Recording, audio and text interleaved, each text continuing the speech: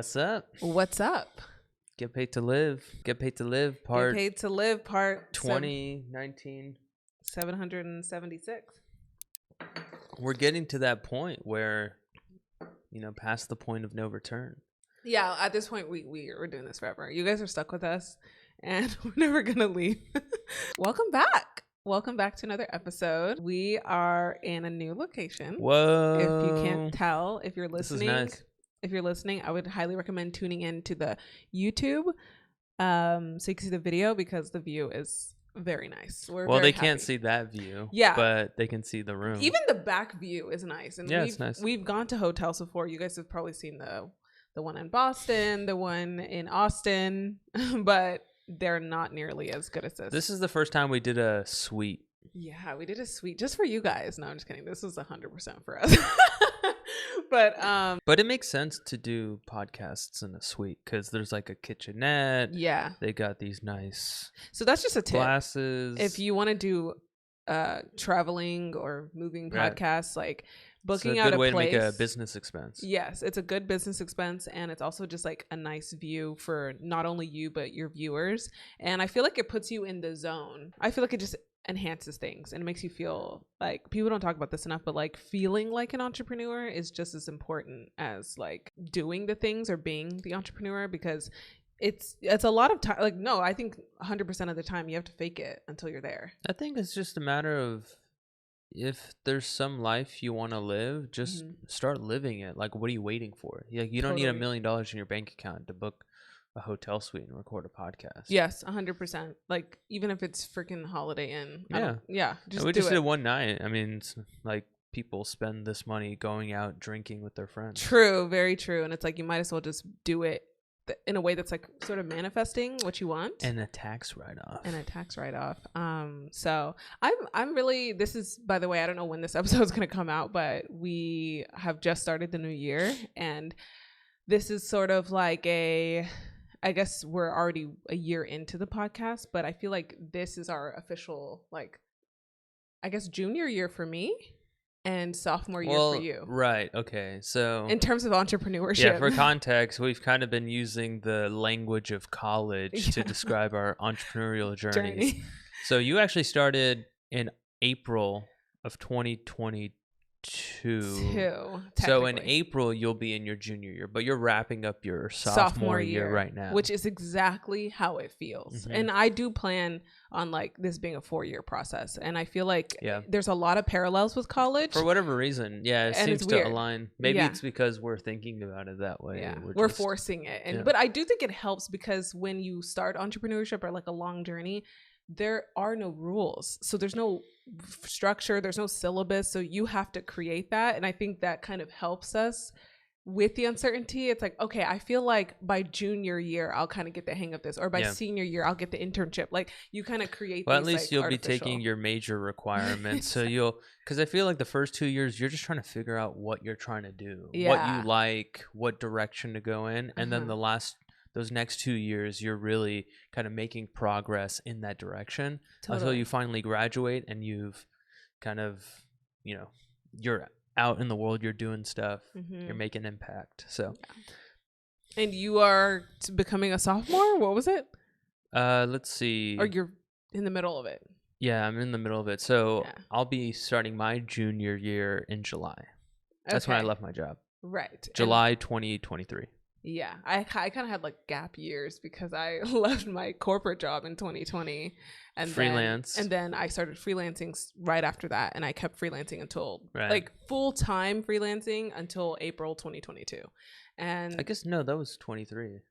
Oh, 23. Yeah, I'm sorry. I misspoke. That was wrong. Okay, so I left my corporate job in 2020. I was freelancing until 2023 full-time. April of 2023, that's when I was kind of like, I'm not doing freelance as my full-time income anymore. I still kind of had to here and there, but it was my full-time income.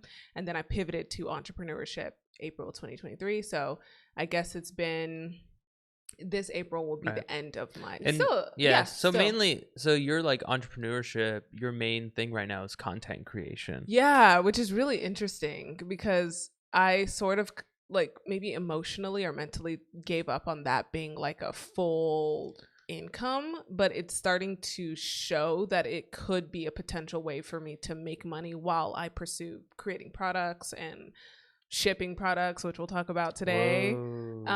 And that's just been a new thing, because for a while content creation was kind of sounding like a pipe dream, and I was getting more money from obviously just like freelancing my skills and like not really my products either, but I was just like, I guess I'm just gonna have to freelance until I have a product that takes off. But now content creation is not just like a fun thing for me or like an audience building thing for me. It's kind of turning into a revenue stream, which is really like revenue streams in terms of like I can pay my bills, revenue stream, like not just like $100 here or $200 there. So that's been nice, because that's what I want. I want to be a full-time creator and full-time entrepreneur, and now I would love for creating to be my foundation while I build products. Because like your role models or the people you look up to were the content creators who who started a business, like totally this Gizu, right? Gizu, I'm so proud of my role models. But I've always, Negan Mirsalehi, who's the founder of Gizu, she was a influencer creator, and blogger. She was like one of the OGs bloggers, and then she turned sort of like people's admiration of her hair and her beauty into her company, where she makes honey infused like hair oil, honey infused everything. Grace Beverly is another one. She's like direct role model because she's literally my age, but she's done like so much for her age. She's just like a very impressive person, and she's also so real. Like she's a real person. She's not like super like hardcore Shark Tank entrepreneur. She's just like normal, and that's kind of what I want to be. I want to be that mix of like a very real normal creator, and then also someone who is very knowledgeable about business and entrepreneurship. Well, I feel like those Shark Tank entrepreneurs, they're very playful. You know, a lot of it is playful. A show. That is true. Like, and they're just like having fun with each other. I think they're also funny older. When it gets competitive. Yeah. I think they're just older too, and like you're just more serious by then, because it's like Mike Tyson talking to that little kid interviewer, and he's just like, well, like there's no meaning to life. I think they do get competitive on the show, which is entertaining too. But they're kind of like hardcore. You know what I mean? Like they're like, you can't come to them with BS. Not that anyone should, but yeah, I think they can smell BS pretty quickly. Yeah, or they're not, or like, they know the mistakes, so they know when people, and they're trying to help them by like calling them out. That's true. It's good. Today's an exciting episode because this is an idea that we've been thinking about and cooking about for a while. And if you've been listening to the last episodes, you know we are very interested in this indie hacking world, which is essentially shipping products fast and dirty. And I think we've officially decided like that is going to be our game plan for this year. And we wanted to share kind of what we're doing so that you guys can do it alongside us if you're interested in shipping anything, whether it's content, whether it's a product, whether it's an idea, just like getting your stuff out there so you can start feeling like the entrepreneur that you are. Because if there's anything I've done this year that made me feel like an entrepreneur, it was doing things before I was ready.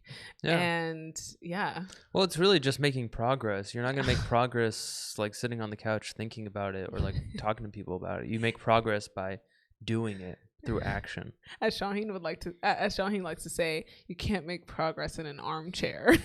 Yeah. I said that once. He said that once, like literally an hour ago.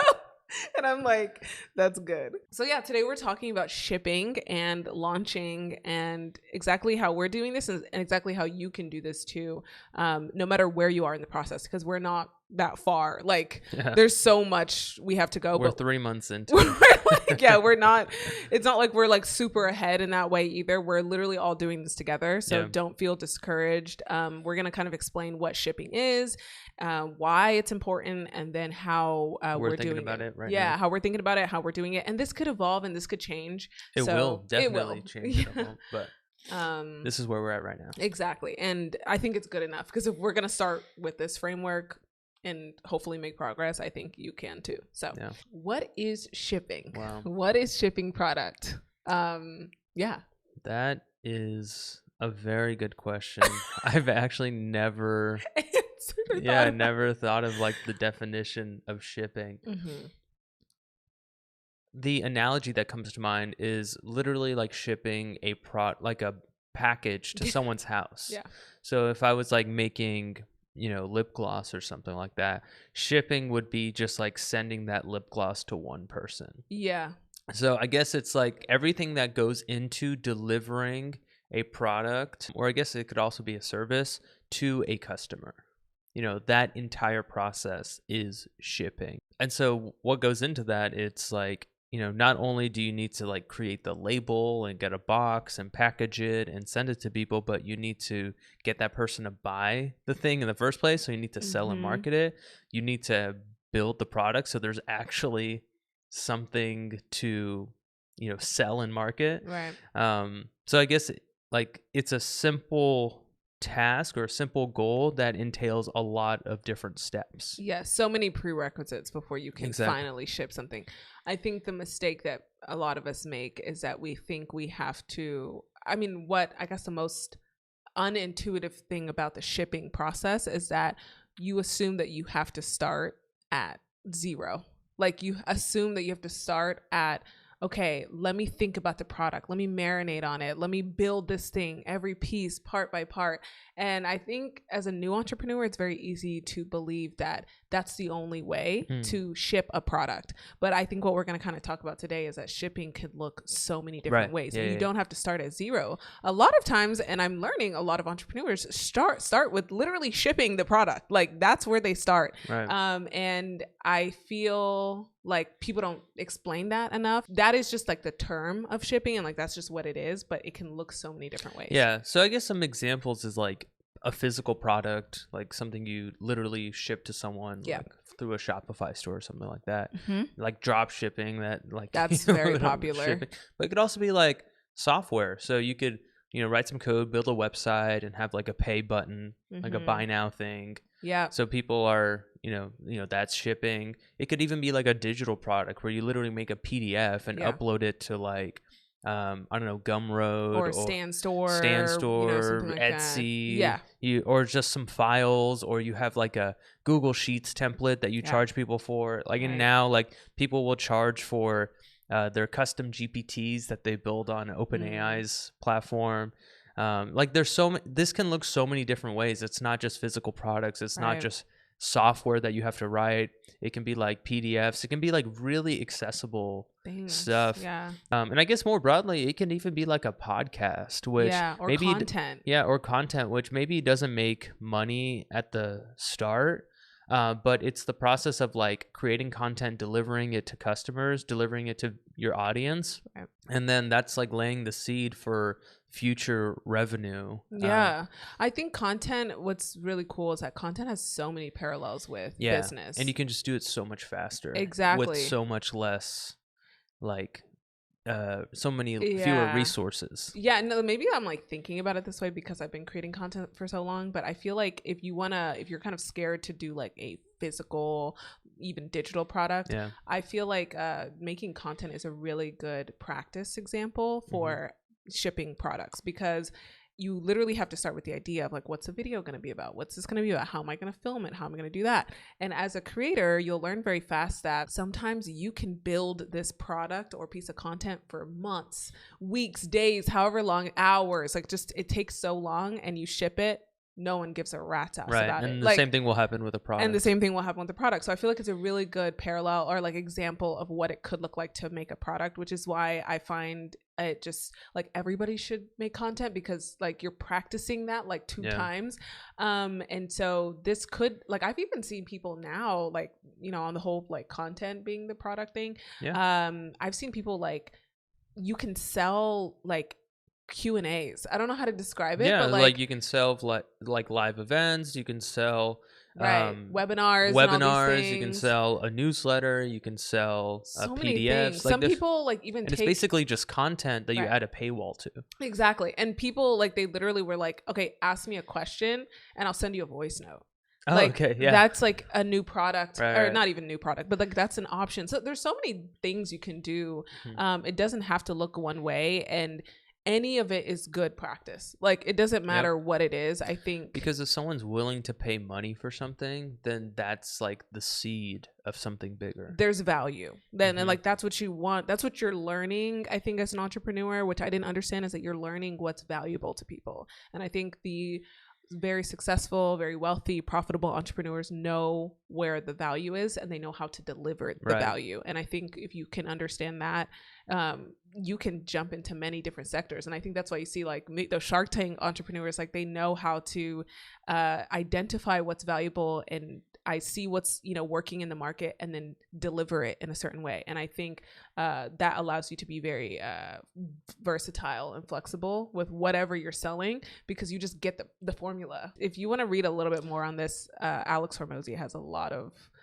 good educational content on offers. And I just feel like understanding your customer and your market and knowing how to deliver it to them. We're still learning this. And there's not just one formula. Like there's probably every entrepreneur has a unique formula. And that's like the beauty of this thing. It's like a single thing, like shipping, you know, it's like a single task or goal. And there's like millions, billions of ways you can go about doing that, like different approaches to it. Yeah, exactly. Just to like wrap the whole like what is shipping thing up, Shaheen had a really good definition of like what shipping is, because this is, by the way, I don't know if you created this term. No. Okay, who used it first? I don't know, but or who used it that you took it from? I mean, as far back as that I've heard is Apple. Yeah, they would say real artists ship. so I guess they literally said that. It was like one of their mottos, like back in the 70s or 80s, whenever it was. So they first had real artists steal. That's a very common thing. That's a really common one. But then I don't know, Steve Jobs turned it into real artists ship, which is just kind of having this mindset. And then a lot of people will use it, like YC uses that language a lot. Like Sam Altman uses a lot. He used to be at YC, and now obviously that venture studio. Yeah, I guess it's what is it? You could call it a venture studio, incubator. I don't even know what to call it. It's just YC. Yeah. Okay. But you put it really well. The sort of this term. It's like it's a mindset. And you said it's a bias towards action. Oh, right. Yeah. And so yeah, that's I guess that's the whole point of it, because let's say you want to make a product, you know what I mean? That's your goal, or like make content or something like that. It's a very vague and ambiguous goal. And what I think can happen easily is that you spend all your time sitting and thinking about it. Like, okay, what am I going to build? How am I going to build it? How am I going to scale this thing? Who are my customers? What's the total addressable market? You start thinking about all these things, which are important things to think about, but then you don't do anything else. You just keep thinking about it. Or maybe you start building it, but it's like never perfect. So you just keep building and tweaking and tinkering, and you never actually ship the thing. But if you kind of start with this frame of, no, the goal is to ship, the goal isn't to make a perfect product or to, figure out how to scale the thing or figure out the biggest market or something like that. Like the goal is to ship. So now all your attention and energy is focused toward that action. And that's the whole point. It's like you want to bias toward action because that's how progress is made. Yeah. Progress isn't necessarily made through just thinking about it and philosophizing about it. No, I think that's a really important point to hit on. It's like shipping is the goal. Exactly. And I think we've said this about goal setting and stuff. Like it's not about the goal. It's not about the thing you're going to acquire afterwards, or it's actually not about the goal. It's about the process. Yeah. Like you need to, if you're doing the process, you're achieving the goal. You have to think about it that way instead of the goal is to sell out or make $1 million off this. That's not the goal, because if you are doing the process right, that should happen by default. Do you see what I'm saying? I didn't understand that. And I was kind of like, oh, I do all this work and I wait for the outcome at the end. And it's like, no. Get really good about the process. How can you get curious about making that process exactly the way it should be? So instead of thinking, oh, this didn't sell out, oh, maybe I didn't have the right customer, or this, I don't know, just anything that's outcome focused, maybe thinking about was there something I missed in the idea generation process? Did I not validate this enough? Was maybe something on my landing page didn't convert? All the process things, I think that's what you should look at, as opposed to why didn't I get the sales, or why didn't this work out when I put it up, whatever it is. I just feel like there's a complete shift in how you behave when you think about it that way. And I used to be like, oh, you just do the whole process over and over again until the outcome is better. And it's like, well, no, you get curious about the process, you fix the process, and then you know, I guess you could be wondering, like, why is this important? Like, why do entrepreneurs need to do this? And I think it's not only like good to do this, I think it's like absolutely necessary. I feel like this was what was holding me back for so long, and I was like, why am I not making the progress? And I think it was because I wasn't shipping enough. I wasn't putting products out enough. I was thinking, and I was like, this is what entrepreneurs do. This is theorems. I was writing things down. I was getting ideas. I was like doing all the right steps, but it's like it's nothing without you're doing all the right steps except the one that mattered most. It was almost as if I was making the package all perfect. I was getting the right branding, and I never sent the customer the product. And I'm like, why aren't they they're not giving me any reviews? I don't understand. Like, they're not giving me any positive feedback. It's like they don't have the product. They have no idea what value you're giving to them. So it's like, you could be making the perfect website and landing page and product and whatever. If nobody knows about it, how are they going to give you any feedback? So I think this is absolutely required, and maybe I will change my mind later or like have updates on that. But I feel like now this is the answer. It's like 10 times clearer.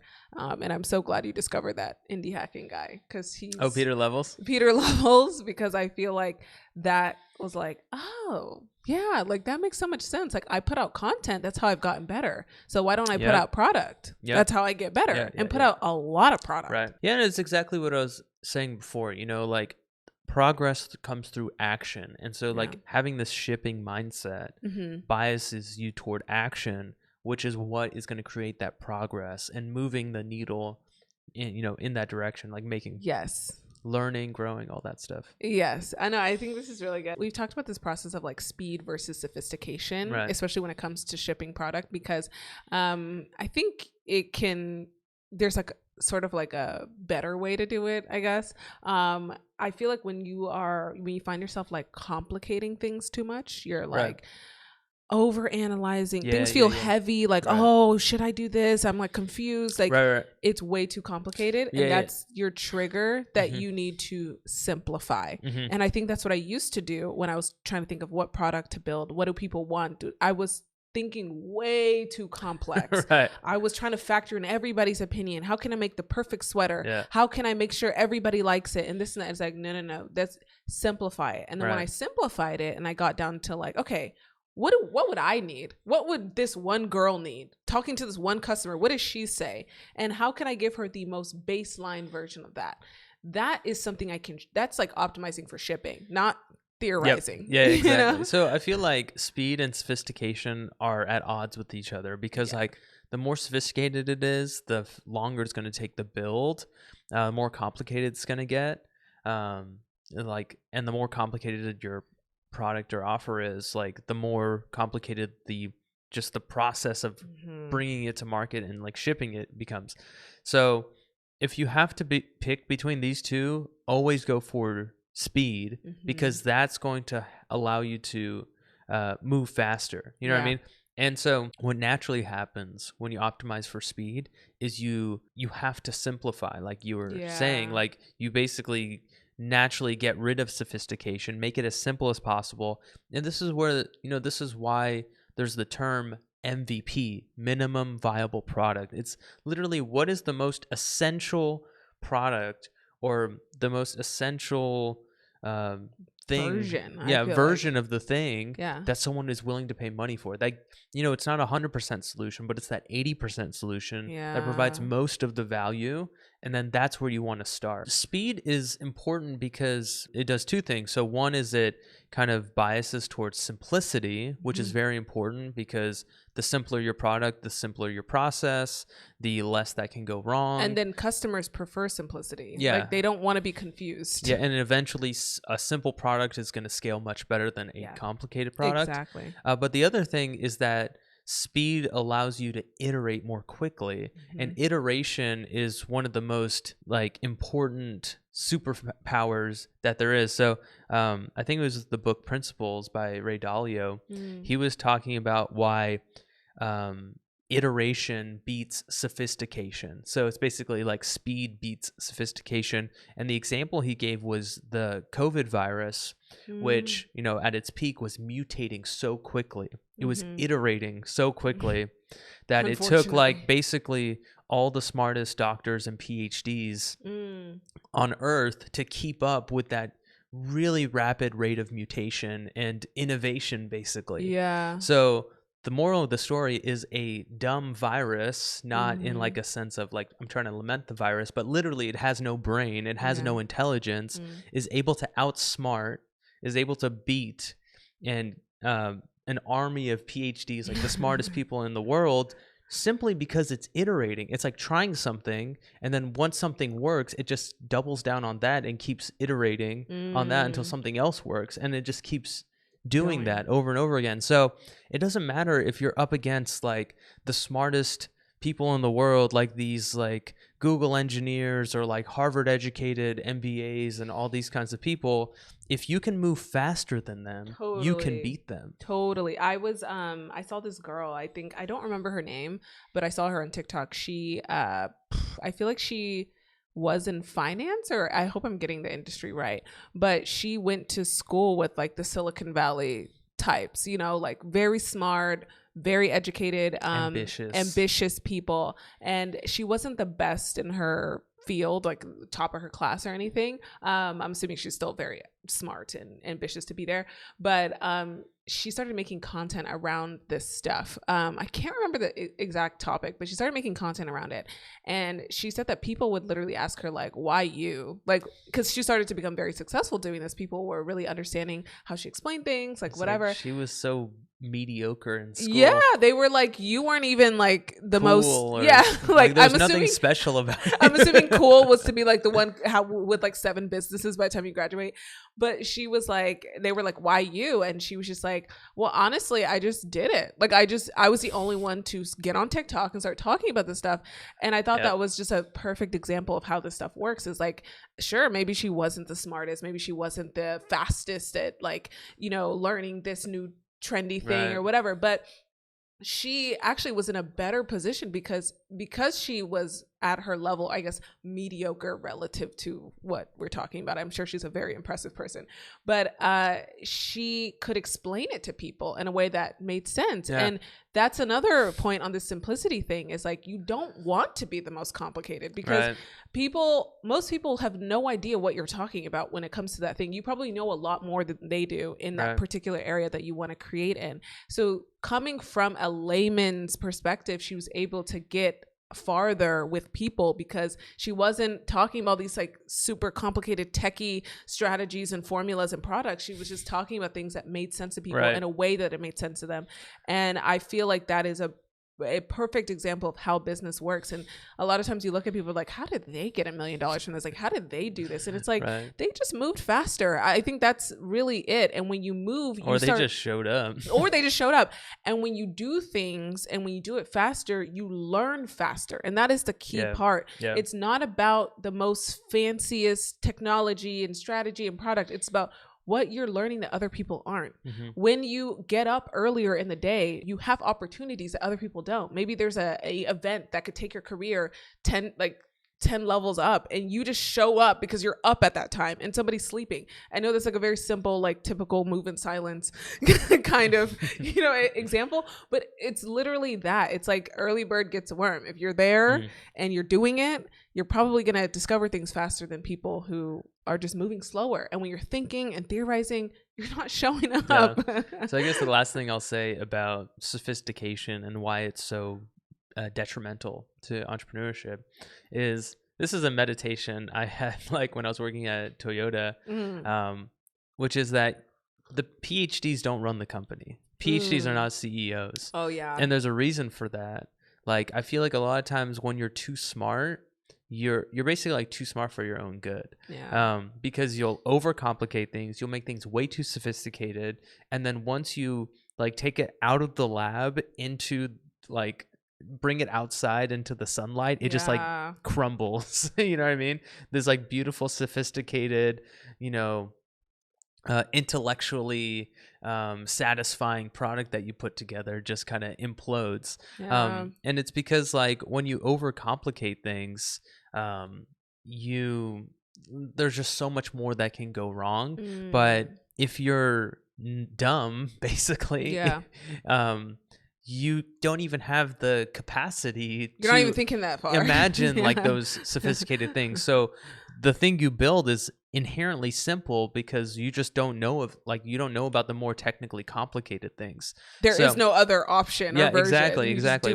So there's that is. aspect to it. And then the other aspect to it is like smart people will imagine all the things that will go wrong. Like in 6 months, we're going to have to run into this issue in 12 months. And they might be entirely correct. Exactly. Like all these problems will come up and they will be very hard to overcome. But so they don't even try. They don't even show up. But the person who, is dumb, right? They don't even realize that could happen. So they just move faster. They're just going. They just go forward. But then what happens, I feel, is that when the person you are when you start the journey and then 6 months into it, you're a completely different person. And so those problems that were very difficult for that past version of you are doable, are manageable for this current version of you who went through this painful 6-month process to get to where you are.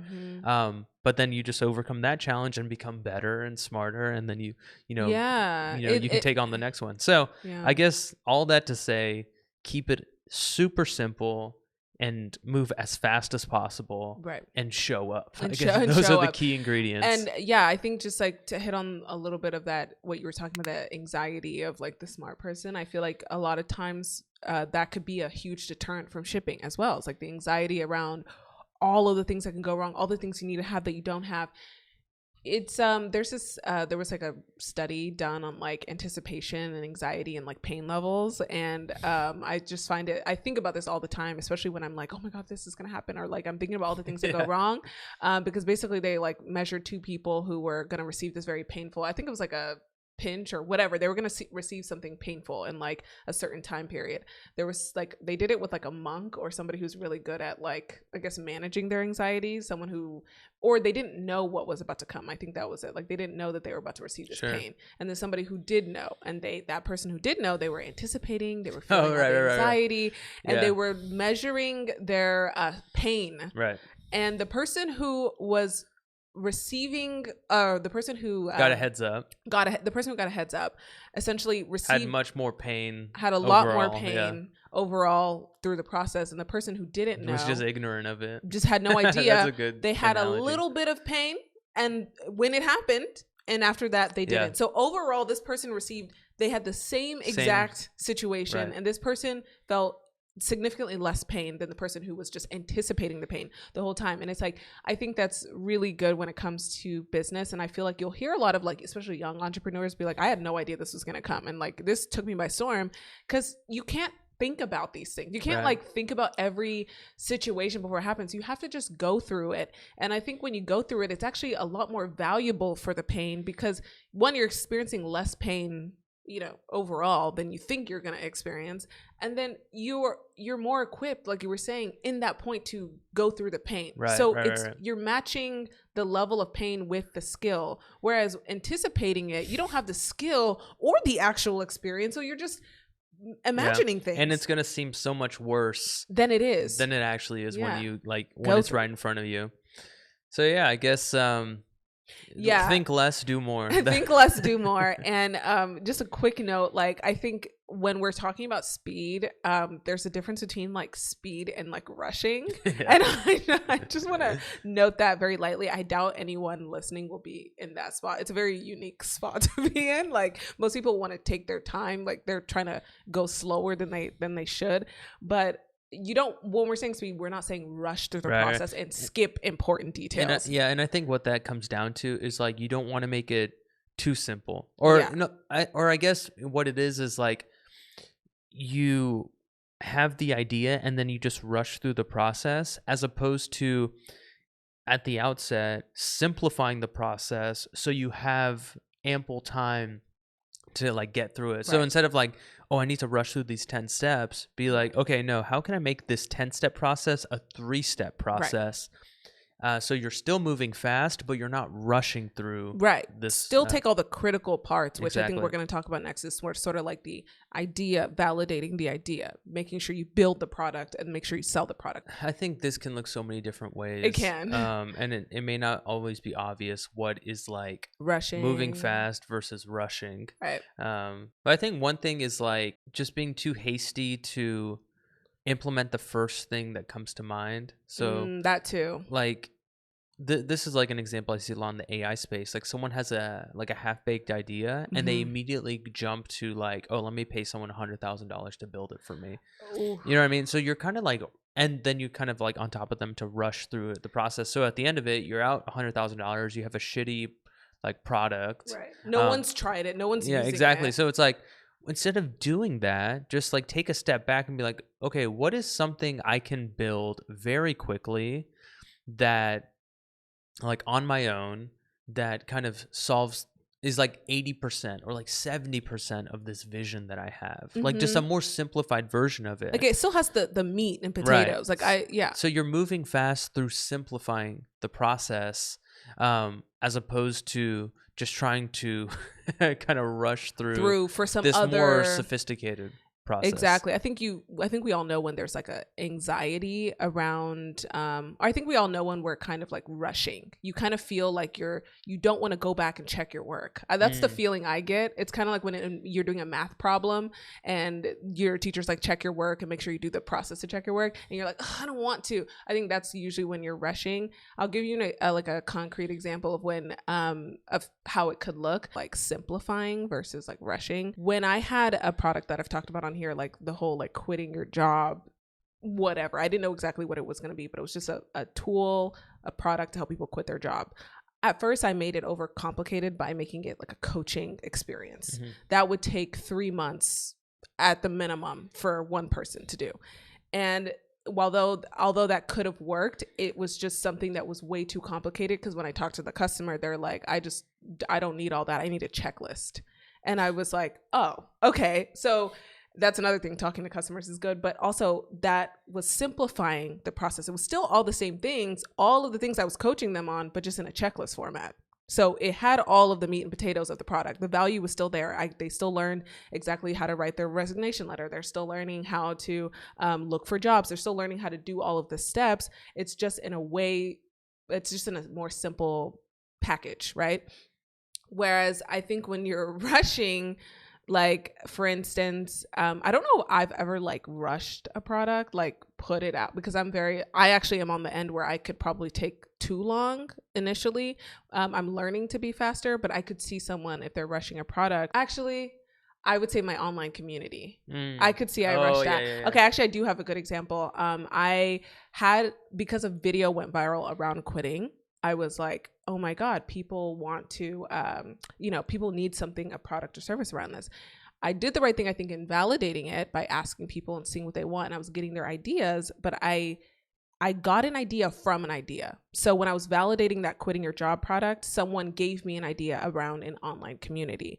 I think I saw like maybe one or two other people say like they would like that, but it wasn't something that was super organic. I think I kind of saw it and I was like, wait, that's good to do. I think that's easy to do and I can do it, right? And I was like, that's really fast, right? Like I can make that fast, because what do I need? Just like a Slack group. And I kind of rushed going into it. So I was like, yeah, let me make this. And then I was kind of thinking about the logistics of it. I'm like, okay, then I have to like find separate time to like put all these products and resources in here. What is the ROI on an online community that for the value that I'm providing specifically? It wouldn't be high. For it to make sense for a customer, it could be like what, maybe max $20 a month. How much revenue is that a year? And how much work am I putting into making products and having events in there and groups? It just didn't make sense on my end or their end with how I wanted to implement it. So that was an example of me rushing, because I didn't take the time to extra validate, because it wasn't an idea that came necessarily from me. It was like something I saw and I was like, that's fast. And I just went for it and I made it. I was inviting people, I was doing other things, and then it just didn't feel right. It wasn't making any sense. And I think it's because I skipped all the steps. I just went from like, I see the idea, I heard it from a customer, let me make the product. And I think that's an example of like, I didn't go back to check my work because I just wanted to have it done. You didn't take the time to validate it. I didn't take time to properly validate it. And I think those, if you need a more concrete example, like those could be what it looks like. But I would encourage you to listen to other entrepreneurs who have made product and see their story, because you can see where they're talking about like when they rush things and when they took the time to do it right. And if you need extra help, I would highly recommend $1 Million Weekend. I've always talked about that book because I think for beginners, it's really good at showing you how to simplify product, but do all of the required steps. Noah Kagan has made multiple companies and multiple products, like I'm sure hundreds. And I think he's got the core basics down. Yeah. You know? And I guess if you have to pick between like not building and building, but you're rushing through it, I guess it's still better to build and rush through it, because you're going to learn. And hopefully you can make it a quick failure. Because like maybe you spent like a month or a few weeks on that community, and then you learn pretty fast. Or another one was your one-on-one coaching that you did back when you first started. When I first started, in May of 2023. Like you tried that for a month and it wasn't getting traction. And you moved on to the next thing. Right. So I guess when in doubt, just do it. Right. Just do it. That's like the first order. But if you're already doing and it's not really like working out for you, go back. Try to evaluate, see if you're rushing versus moving fast. I guess that's the second order. Yeah, exactly. And speaking of what that process looks like and the things you, I guess, maybe should be doing, we can share exactly how we're planning to ship this year, and sort of our framework as of right now. Yeah. For me, I think rule number 1 is to constrain like this whole process that we're about to talk about. So I think we'll talk about 2 frameworks. Yeah. So to constrain this whole process into 1 month. Yes. So I think that's a good forcing function. So like shipping is like a good goal because there's so many things you have to do in order to achieve it. But also time boxing it to 1 month is going to help you force that simplicity. This focus on, okay, what is the meat of this that provides the most value for the least effort, you know, and starting there, because if that core offer, you know, doesn't have good traction, then it's unlikely that you'll be able to build on top of it. Exactly. You know, something that's even more valuable. The approach we're taking right now is very much bootstrapped. Like we're self-funding everything and we're not making crazy, you know, income where we can make like that kind of investment right now.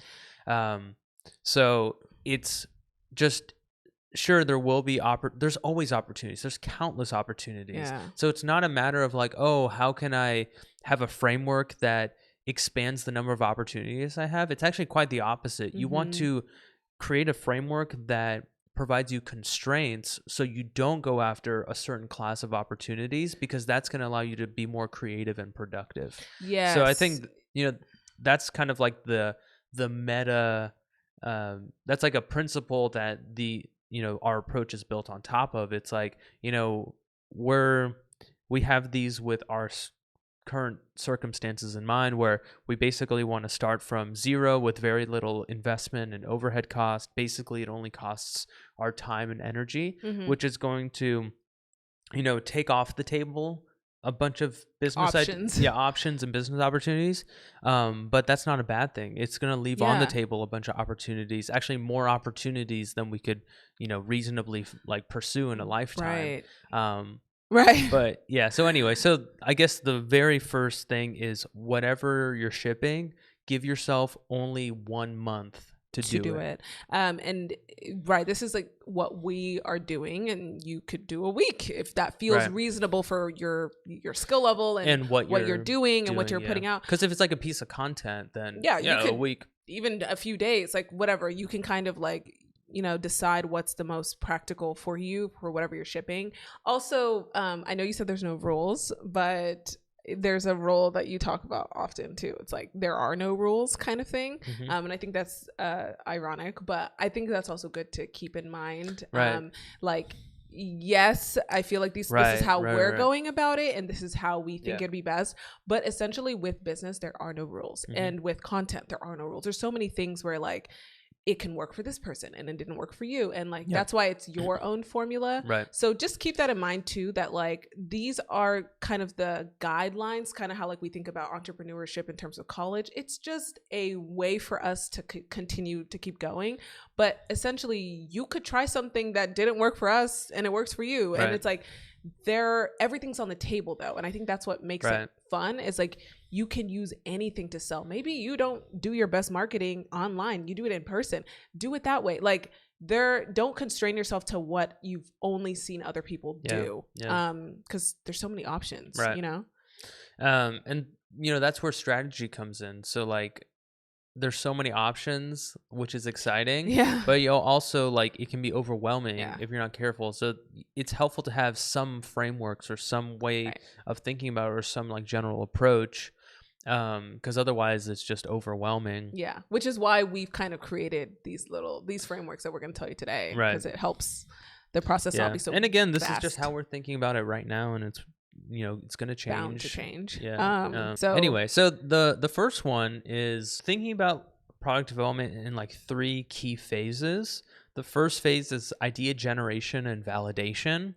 The second phase is implementation and like building the thing, like bringing the idea to life. And then the final phase is sales and marketing, pricing, go to market, just like all those kinds of things, like bringing the product to the market so people can actually buy it. So those are like the 3 key phases. And so like one framework is, you know, you come up with a bunch of ideas, you validate them by talking to customers, getting their feedback, and then once you have that, you build like a very simple prototype or a very simple version of it, like that MVP, like the minimum version that provides the most value to the most people. And then you launch it. So you like make content about it, market about it, put it on Product Hunt, or like, you know, whatever strategy you're going to take. And again, like each of these phases, there's so many strategies you can in each of those steps. And like, I think part of being a good entrepreneur is like figuring out your process in each of these, like figuring out your checklists and your workflows for idea generation, for like validation, product validation, which is something that, you know, I'm trying to figure out right now, like implementation, like how do you build products? How do you build projects? You know, like for me, it's like, how do you build software? And then finally, like, how do you market stuff? Like, what's your marketing checklist for when you have a new idea?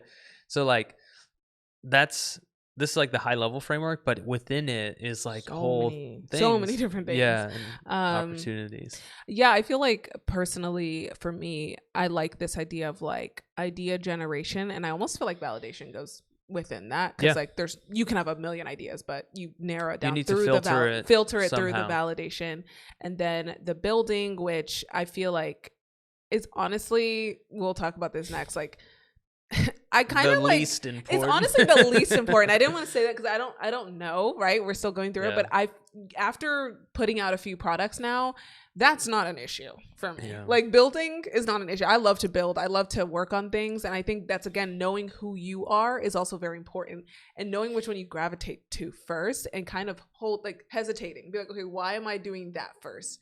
And then selling and launching, I think those 3 things are going to be like, okay, that's how I'm going to navigate each product every month. And why I like this so much is because doing that 3 times every single month, 12 times a year, you know, in the year, I feel like I'm gonna really understand each of those 12 times over. And that's the other upside really of doing this whole process in a month, is that you get so many shots on goal. You get so many pulls at the slot machines. You get so many reps at this whole process. And I feel like each time that I'm doing it, I'm learning a bit more about each step. Because like the first product I shipped was converted YouTube videos into blog posts. And I learned a lot about implementation, like building software that does that, you know, building like a SaaS product. So something that's like a website, it's public, people can pay for the service, like the technical side of it. You learn the building. I learned the building. And I guess that was the most comfortable for me because I'm coming from a technical background. And I gave very little weight to the idea generation and validation and the marketing aspect. And I have users but I haven't made a single dollar from that product yet.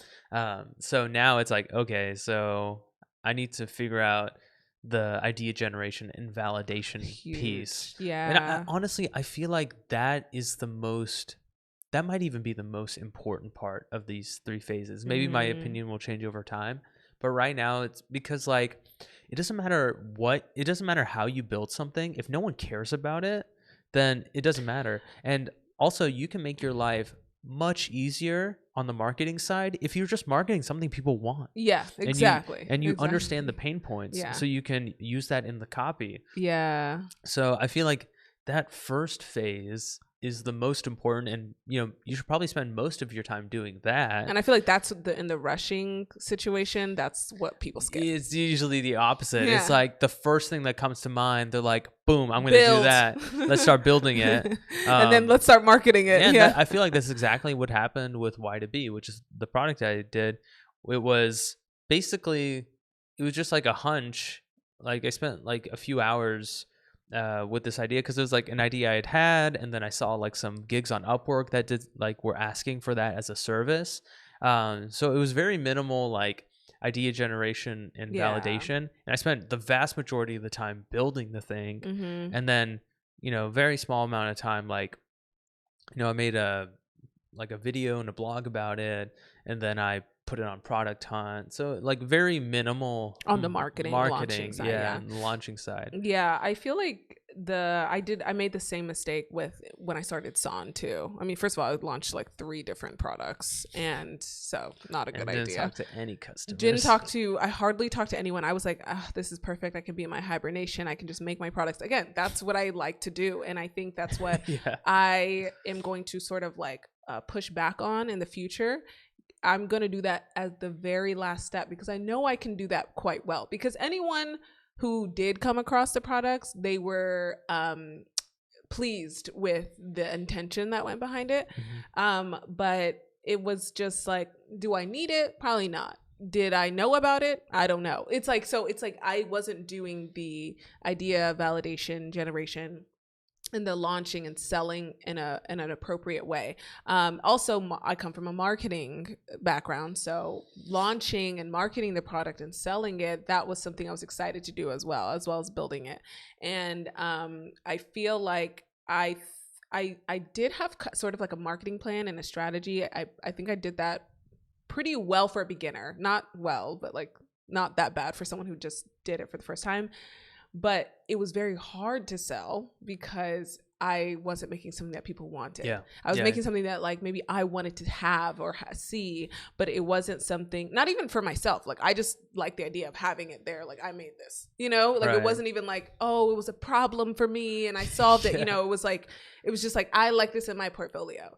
And that made it harder to sell because people didn't need it. So it felt weird selling something that people didn't need.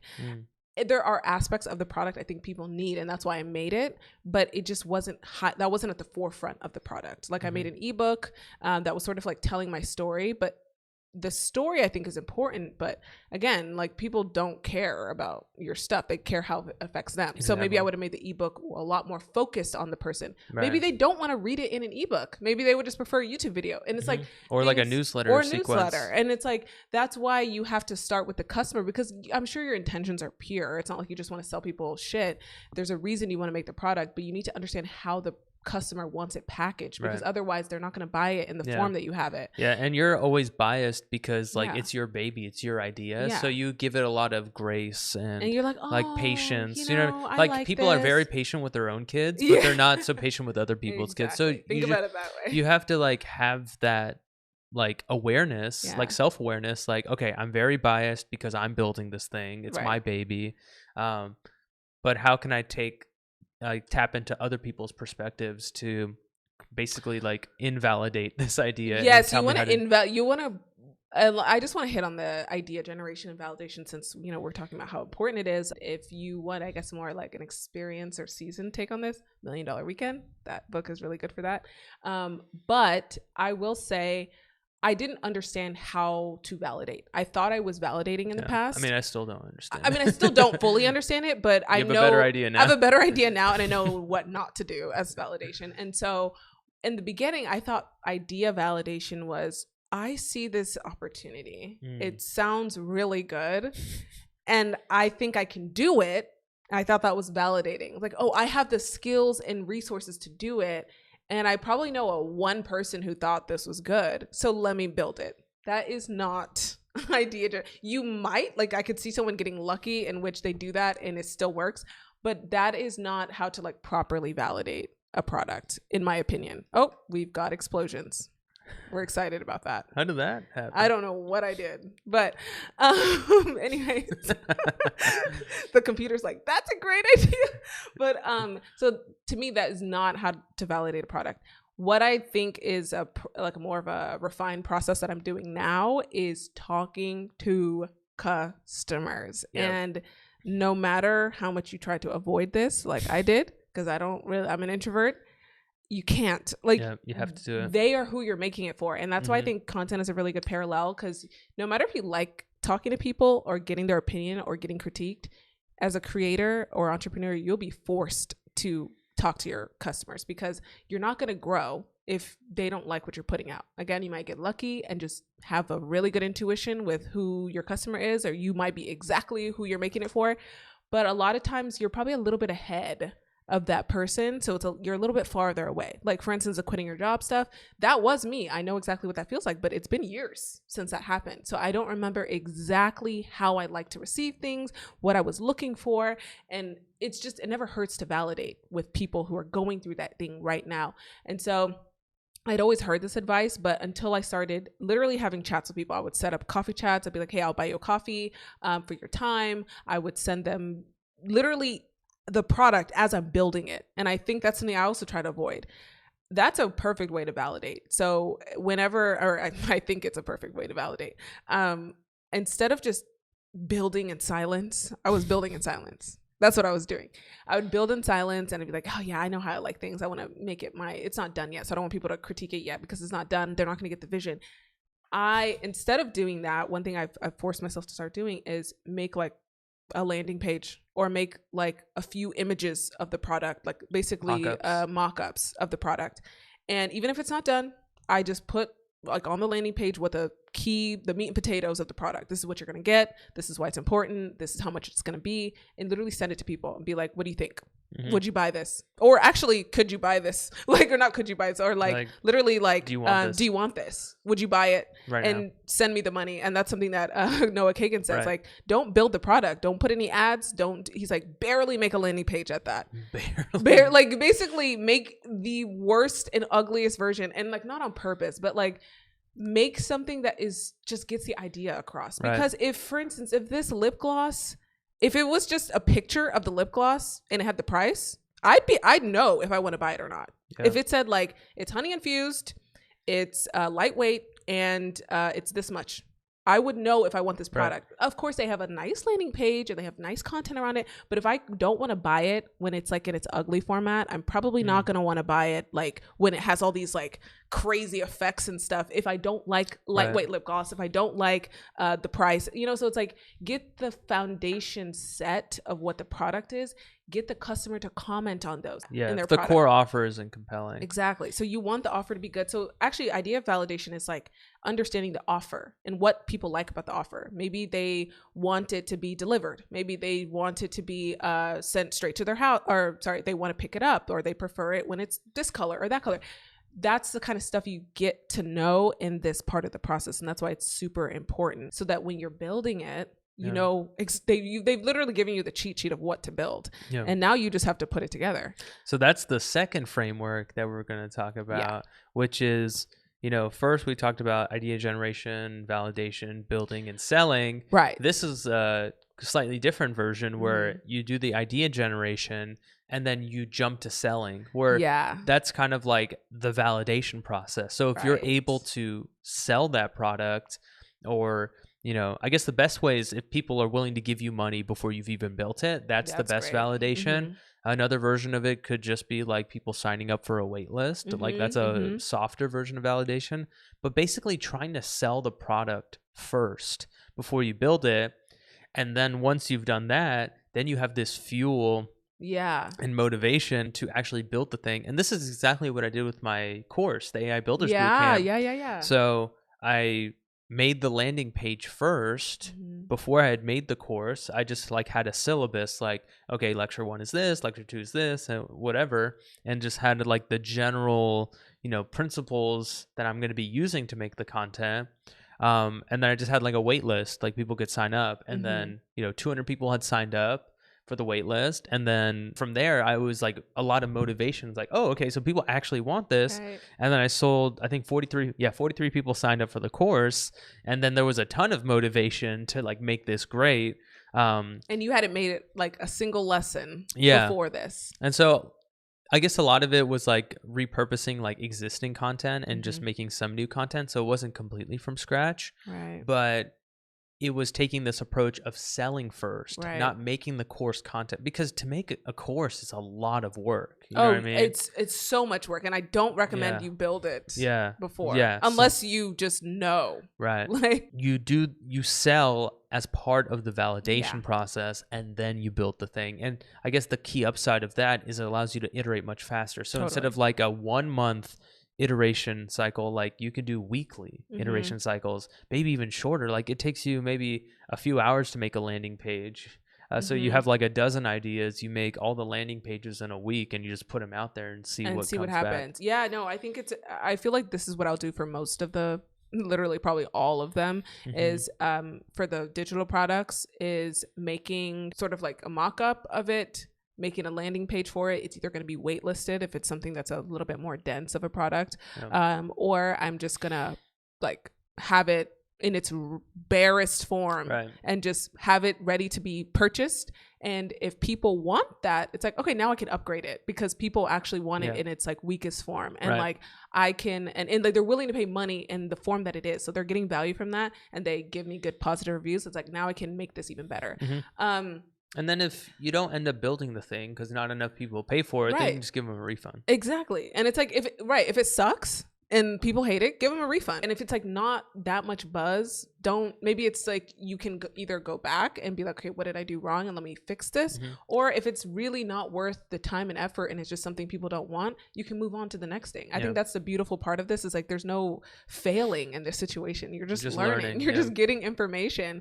And the failure is just data, because now you have people actually testing it, and they're either they can tell you what's wrong, or it's so neutral that no one cares about it. And it's like, okay, how can I fix this? Or I just move on to the next product, or like maybe it's the 2.0 version, like there's just so many different ways to succeed in this format. So that's why I really like the second framework a lot.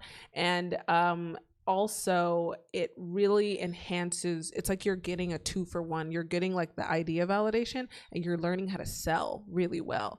Because if you can basically sell an idea, which is what kind of like Noah Kagan really pushes in the book, if you can sell an idea, then I feel like you're good. Like if you like through words, like no physical tangible thing, because that's telling you that the product is so valuable that even before seeing the final version of it, just hearing the solution to it, it's like a description of it is so compelling, because it's such a massive pain point for the customer that they're willing to pay for it right now. So that's that's a perfect thing to build and take your time, because, and a lot of people do this with like in the clothing business or industry, it's like pre-selling. That's why they do it. One, because physical products take a long time to create, like in terms of like if you have a manufacturer, if you have a wholesaler, whoever, like you have to buy this, and the shipping, it takes a long time. So people do a lot of pre-selling. So they basically make the mock-up of the product, they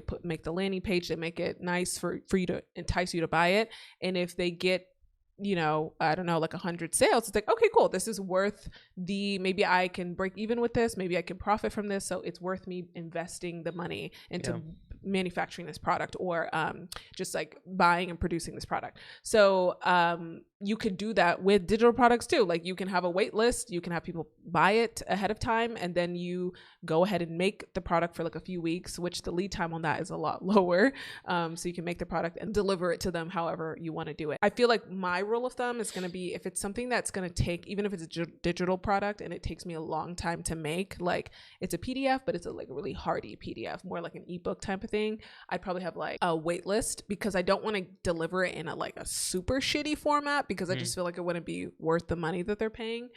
Again, this depends, but I can have a wait list for it, and the wait list time is very short. So it's like a week turnaround or 2 week turnaround. So I can be like, okay, enough people are on the wait list, let me make the product. Also, I want to mention there's like things like a physical product, which I plan on like shipping this year, that it might take longer to validate and produce. So that's going to be like my project for like the last month of the year, but I'm going to like make it my last quarter of the year, but I'm making it like a thing now because it's going to take that long to validate and build to like finally have it shipped, so it's like that could be a thing too, where you're like doing multiple at the same time, just depending on how. Well, I feel like once you do some of the digital products, your process is going to become much more streamlined to the point where you'll be able to like validate it, like you'll be able to like level up, because I think doing this whole process in a month for a physical product is much harder than for a digital product. Yeah. But then once you get good at it, you'll just get better to the point where you can do it for a physical product in 1 month. Yeah. Or maybe 2 months, or whatever it comes out to be. But I think you'll just get better. Yeah, I think so. I agree with that. So following the second framework, I think selling could look so many different ways as well. I mean, in any framework, like there's so many ways you could sell. But I think a good sort of like rule of thumb, and what I use when I'm making product, especially when it comes to selling, is like, what is your medium? Like kind of like knowing what your medium is, what you're good at. I think that really helps in this stage of the process, whether that is sort of mixed in with your idea validation or it is your last step. People kind of just think like, oh, I have to do what other people are doing, what works. It's like, know how you influence, like know yourself. And it's like, and what has changed from last year to this year is like, I'm starting to realize like there's things that I'm good at and there's things I'm not like the best at. I can keep learning, but that's not my like first and foremost. First of all, like this could be applied to building too. I'm not going to build an app because I don't know how to build an app. It doesn't mean that I can't learn, but it's just going to take me a lot longer to figure it out than somebody else who already knows that. So, in that case, maybe you kind of have to sell it first.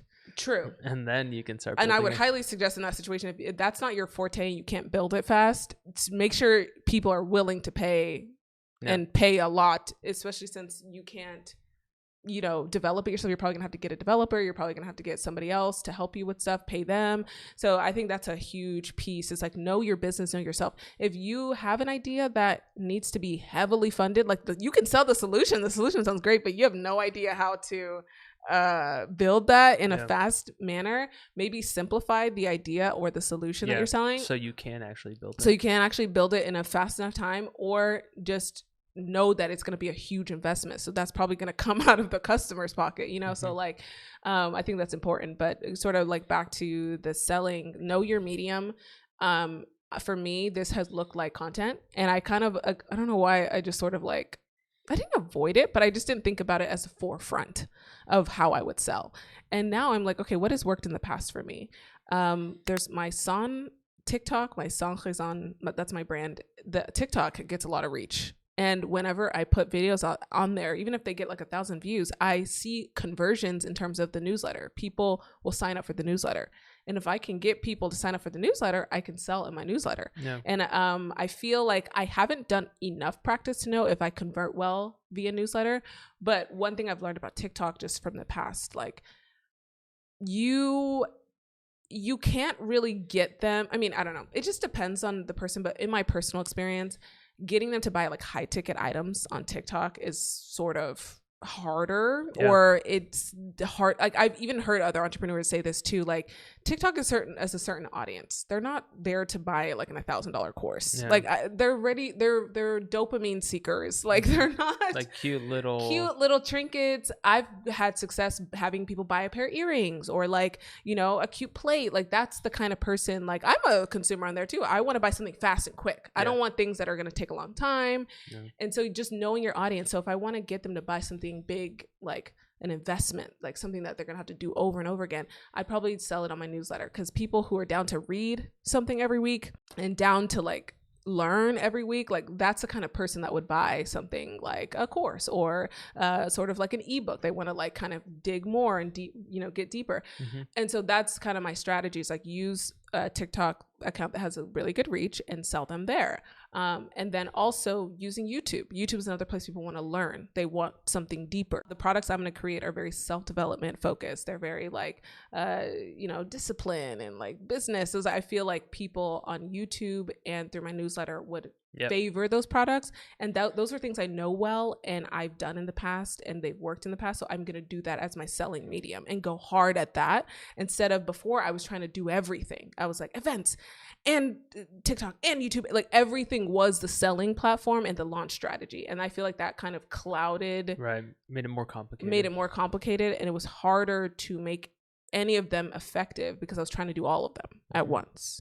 So I'm kind of like cutting off platforms and including like really highlighting certain ones. And then I think also I would just do the same thing with building, like knowing what you're good at.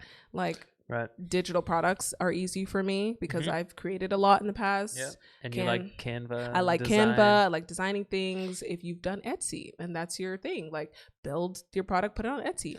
If you're an Excel guru, make an Excel sheet, make Google a sheet. template. Like if you're a Notion guru, make a Notion product. Like know what you're good at. If you're a designer, make SVGs and like different assets. That's a big one too. Exactly. People love the filters and templates. Like people love that stuff. So like knowing what you're good at and knowing your medium and how you influence people is really important when it comes to the build and the sell thing. So that's just my sort of like mini framework in the framework.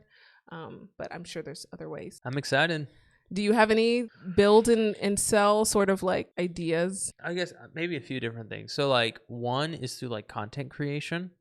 Like I make a video or write a blog. I've identified the pain point and I'm like proposing a solution, kind of like packaging it as like a YouTube video or a blog post that's like a lead magnet kind of thing. So it like, lead magnets are good. Yeah, so it's like a narrower solution to this like pain point. So it's not the full product. Right. It's not the full solution. It's just like the first part of it and kind of putting it out there and seeing how much traction that gets, just like through people watching the video, and then maybe I can have like a landing page associated with the video where people can sign up with their email, or people can like prepay or something like that. So like exploring something like that. Another one is just talking to people, and I think the same general approach, and I guess I'm biased because like content creation is like what I'm already doing and I have a fair amount of experience with. So like making content, and instead of going to a landing page, it goes to like a call booking page where we can do a one-on-one and I can talk to the customer. Like ask them what they're into, like for the idea itself. Just like get like honest feedback on the idea. And I don't know if you're going to do this, but like I plan on like when I have calls as well, like showing them the product. Or like a quick demo or something if there is one. Right. What I probably should do, I don't know if I'm actually going to do it, but what I should do is like not build anything, because like that's my bias. Like I want to build this stuff and I want, because it's fun for me and I like doing it. I should spend more time thinking about idea generation and validation and talking to customers and, making content about it, building landing pages, building mock-ups. So I should spend more time doing that. And maybe like not even build anything, and then once I have something, like basically instead of like trying to launch trying to build and launch a product, it should just be, okay, just try to sell a product every month until something gets sufficient traction, and then build it like the following month, and then do like another launch of it. Yeah, I agree. I think I'm gonna have to like hold myself back. I launched one for this month technically already, and I was hesitant to build anything. But it was something that was easy. I could do in like a few days. So I was like, okay, fine. Like maybe that's gonna be my thing. Like if I can build it in like a day or two, it's fine, because then my marketing selling strategy is going to be mainly YouTube and my newsletter. So I'm going to constantly be selling in my newsletter, but I'm going to make like dedicated videos where the point, or for you to get the thing I'm talking about, is through the digital product. So that could either be paid or it could be free or like whatever, but even if it's free, I'm going to try to do mainly paid, because that's how you really validate something. People are willing to pay for it. So I'm still figuring all this stuff out. That's why I don't have like concrete ways. But so I did launch my newsletter last month, and I think that will be a key piece of this. And I like this idea of for each product or each idea, at least, you have a lead magnet, because that can create a segment in your newsletter. Right. I use ConvertKit for my newsletter, and I have right now 2 newsletters within it. So I have one for my community, the data entrepreneurs, and then I have one for like my course and just like my personal brand called the AI Builders newsletter. But now I can create different newsletters for each product. Yeah. And then segments. Segments for each product. And then that's great because you have like one account, like a centralized place to manage all these newsletters. And it makes it really easy because like you can have a landing page for the product with the lead magnet. And then they'll get automatically added to a segment. So you don't have to worry about like managing these lists. Where did everybody come from? It's like, you know exactly where they came from. You know what they're into, so you can continue to market certain things to each segment. And then like one last thing I'll say is so there was like a week period where I didn't have a lead magnet for my newsletter. It was just, hey, join my newsletter, link to my YouTube videos or something. And I had a pretty good conversion. So if the people who clicked on the link, 25% converted, which I think is pretty good. Yeah. I guess I don't have any baseline, so I don't know. But then when I added the lead magnet, that went up to 30%. So it was like a 5% bump just from the lead magnet. So I think even if you have like a good audience and people like you, and maybe you might think, oh, I don't need a lead magnet or a freebie. Could help. I think regardless, it will increase conversions, which is ultimately good. Yeah, that's really good. So that's just what we're doing. We'll definitely report back next quarter with what has happened, but I'm excited to see like what I learn in the process. Yeah. And I guess keep up with the podcast, because we'll probably be giving frequent updates on everything. Yeah. And thank you guys for watching, and we'll see you in the next episode.